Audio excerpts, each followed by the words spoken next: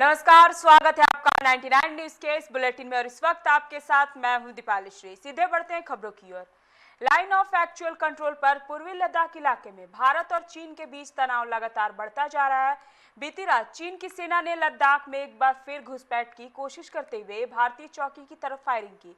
इसका जवाब देते हुए भारतीय सेना ने भी फायरिंग की। वहीं इस घटना के बाद अब चीन ने एक बार फिर भारत पर आरोप लगाना शुरू कर दिया है। चीनी सरकार के मुखपत्र ग्लोबल टाइम्स ने पूरी घटना का दोष भारत पर मढ़ा है। उसका कहना है कि भारतीय सेना ने गैर कानूनी तरीके से एलएसी पार की और पैंगोंग झील के दक्षिणी किनारे में घुसा है। भारतीय सैनिकों ने ही पहले गोली चलाई, जवाब में चीनी सेना को जबरन फायरिंग करनी पड़ी। चीनी सेना के वेस्टर्न थिएटर कमांड के प्रवक्ता के हवाले से पैंगोंग सो के पास झड़प का दावा किया है। जानकारी के मुताबिक फिलहाल हालात कंट्रोल में है।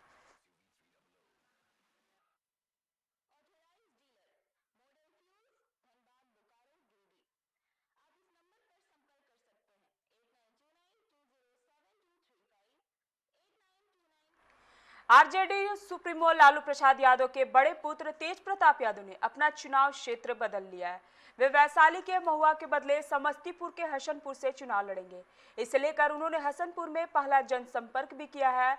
तेज प्रताप के चुनाव क्षेत्र बदलने पर बीजेपी ने चुटकी लेते हुए कहा कि वे कहीं से भी लड़े, हार तो तय है। वैसे यह चर्चा भी है कि उन्होंने पत्नी ऐश्वर्या राय के महुआ से उनके खिलाफ चुनाव लड़ने की आशंका के कारण अपना क्षेत्र बदला है। देश में कोरोना मरीजों की संख्या 43 लाख के करीब पहुंच गई है। बीते 24 घंटे में 78,000 से अधिक नए केस सामने आ चुके हैं। हालांकि यह आंकड़े पिछले 10 दिनों में सबसे कम है। पिछले 48 घंटे में यह ग्राफ गिरा है। देश में कोरोना से अब तक 77,000 से अधिक मरीजों की मौत हो गई है। स्वास्थ्य मंत्रालय के रिपोर्ट के अनुसार भारत में पिछले 24 घंटे में कोरोना वायरस के 75,809 मामले सामने आए और 1,133 मौतें हुई है। देश में कोरोना पॉजिटिव मामलों की कुल संख्या 42,80,423 है, जिसमें 8,83,697 सक्रिय मामले हैं, जबकि 33,23,951 लोग ठीक भी हो चुके हैं। इनमें 72,775 मौतें शामिल हैं। बिहार में लगातार चौथे दिन भी कोरोना सैंपल की जांच 1.5 लाख से अधिक हुई है। यह संख्या बढ़कर 15,31,056 हो गई है। इस जांच में 1,369 नए कोरोना संक्रमित मरीजों की पहचान हुई। इस तरह कुल कोरोना संक्रमितों की संख्या बढ़कर 1,49,027 हो गई है। राहत की बात यह है कि पिछले 24 घंटे में 1,845 संक्रमित ठीक भी हुए हैं, जबकि अभी तक कुल 1,32,145 संक्रमित स्वस्थ हो चुके हैं।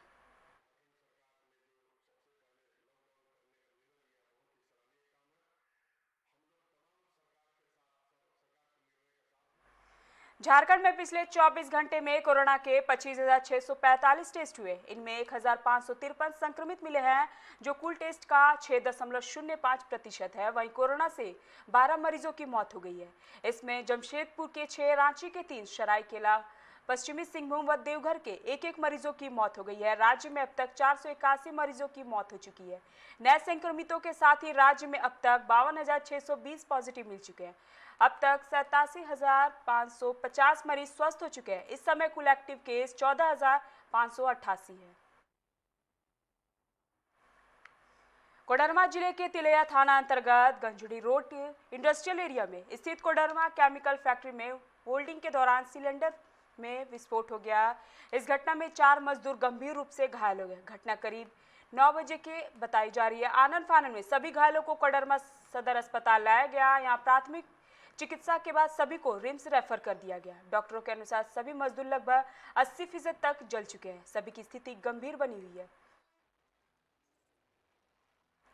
एमपीएल का कोयला व छाय ट्रांसपोर्टिंग ठप करने को लेकर हाईवा एसोसिएशन के 2 गुट आपस में भिड़ गए। 8 सूत्री मांगों को लेकर आम हाईवा ऑनर्स एसोसिएशन ने एमपीएल की ट्रांसपोर्टिंग ठप कर दी है। इससे निरसा जामताड़ा रोड में जाम की स्थिति है।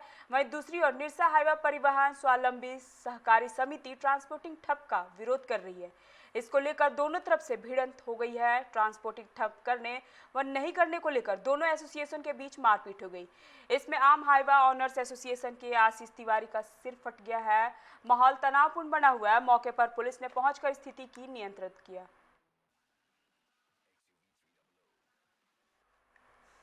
भूली में बीसीसीएल की जमीन पर बनी दुकान, मकान और गोदाम 24 घंटे के अंदर खाली करने के नोटिस पर यहां के लोगों की ओर से किया जा रहा है आंदोलन बीटीए प्रबंधक नीरज यादव के आश्वासन के बाद समाप्त हो गया। दुकानदारों ने इसे अल्टीमेटम के खिलाफ सोमवार को भूली में मोटरसाइकिल जुलूस निकालकर विरोध प्रदर्शन किया था।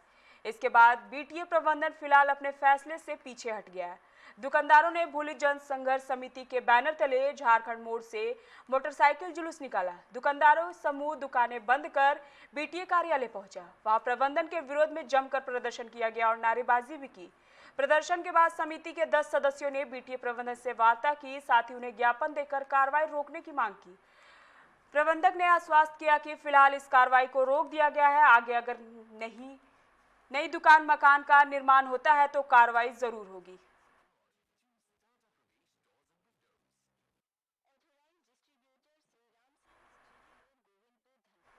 रानीगंज के शिशु बागान मोड़ राष्ट्रीय राजमार्ग 60 पर मंगलवार की सुबह लगभग 5 फीट का गोफ बन जाने से लोगों में दहशत का माहौल है। गोफ बनने के बाद कोई हादसा ना हो, इसको लेकर ट्रैफिक पुलिस ने गोफ के चारों ओर बैरिकेडिंग कर दिया है। इसके साथ ही जिला प्रशासन को इस घटना की जानकारी दे दी गई है। आसनसोल नगर निगम के एमआईसी द्विवेदु भगत मौके पर पहुंच गोफ का जायजा लिया। बताया जाता है कि यह क्षेत्र कोयला खदान और भूधसान प्रभावित है। द्विवेदु भगत ने कहा कि स्थानीय प्रशासन और राष्ट्रीय राजमार्ग प्राधिकरण के साथ मिलकर उस जगह की मरम्मत की जाएगी। उन्होंने कहा कि अंग्रेजों के जमाने में यहाँ हाइड्रेंट बनाया गया था। पिछले कई दिनों से हो रही लगातार बारिश के कारण यह घटना घटी है।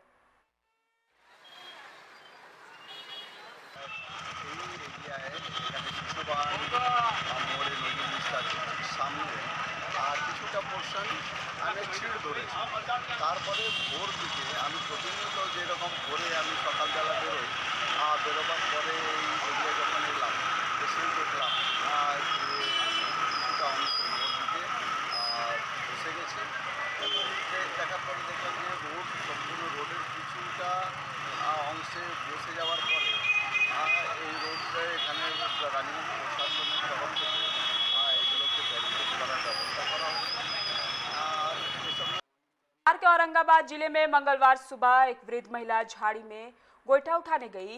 वहां गोबर के पास उसे एक पान मसाले का डिब्बा मिला। उसे गोईठे से साथ टोकरी में भरकर घर ले आई और बेटों को देकर खोलने को कहा। बेटे ने जैसे ही डिब्बा खोला तो तेज धमाका हुआ और मां बेटे गंभीर रूप से घायल हो गए।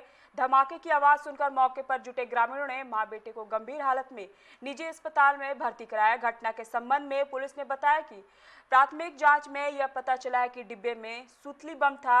डिब्बा खोलने के दौरान बम विस्फोट हो गया।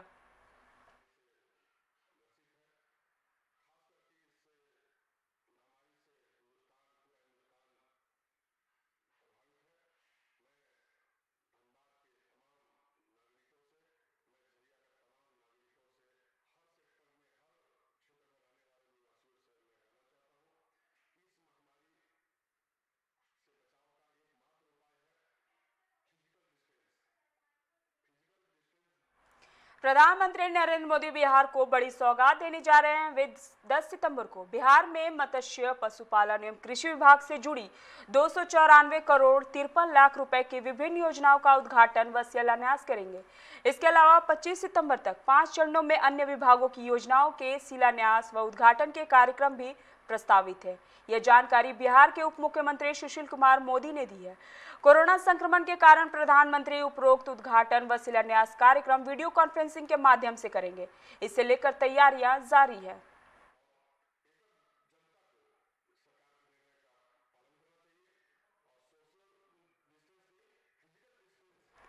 अभी के लिए इतना ही। अब बने रहे 99 न्यूज के साथ। नमस्कार।